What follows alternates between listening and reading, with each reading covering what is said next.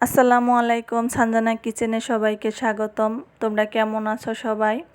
তো চলে এসেছি আজকে আরেকটি রেসিপি তোমাদের সাথে শেয়ার করার জন্য। আজকে আমি বানিয়েছি খেজুরের আচার।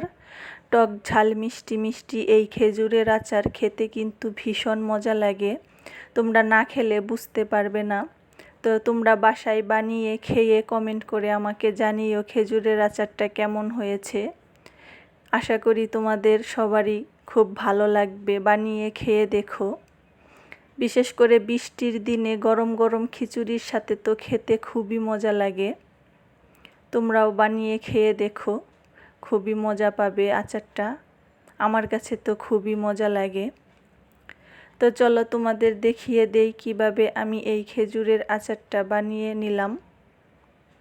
আমি এইখানে 250 গ্রাম খেজুর নিয়েছি। দেখো, ছোট ছোট খেজুর আছে আমার এইখানে। 250 গ্রাম আমি নিয়েছি। এটাকে ধুয়ে পরিষ্কার করে এখানে রেখেছি। তোমরা চাইলে বড় বড় খেজুর দিয়েও করতে পারো। আমার কাছে এই ছোট ছোট খেজুরগুলাই ছিল, এগুলো দিয়েই আমি বানিয়েছি। এখন আমি এই খেজুর থেকে বিচিগুলি ফেলে দেব, দিয়ে 2 টুকরো করে রাখবো। তো তোমাদের যদি আমার ভিডিওটি ভালো লেগে থাকে লাইক কমেন্ট শেয়ার করে দিও।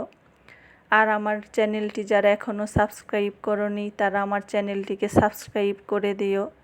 বেল বাটনটি অন করে দিও পরবর্তী ভিডিওর নোটিফিকেশন পেতে। আশা করি ভিডিওটি স্কিপ না করে শুরু থেকে শেষ পর্যন্ত দেখবে। তো আমার খেজুরগুলো কাটা হয়ে গেছে। এদিকে আমি কড়াইতে সর্ষের তেল দিয়ে দিয়েছি। এর মধ্যে দিয়ে দিলাম 1/2 চা চামচের মতো পাঁচফোড়ন, দিয়ে দিলাম 1/2 চা চামচের মতো একটু মরিচের গুঁড়া।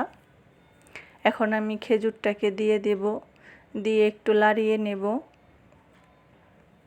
এরপর আমি দিয়ে দেব 1/2 চা চামচের মতো লেবুর রস, দিয়ে দিলাম 1/2 চা চামচের মতো জিরা গুঁড়া। এখন দিয়ে দেব 1/2 চা চামচের মতো পাঁচফোড়ন ভেজে গুঁড়ো করে রেখেছিলাম। দিয়ে দিলাম 1/2 চা চামচেরও কম মরিচের গুঁড়া করে রেখেছিলাম ওইটা।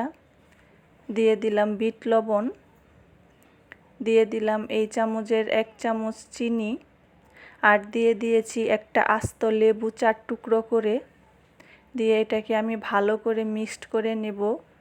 এটা অনবরত নাড়তে হবে, না হয় নিচে লেগে যাবে। তো এটাকে আমি ভালো করে নাড়িয়ে চিনির পানিটুকু শুকিয়ে নিয়েছি।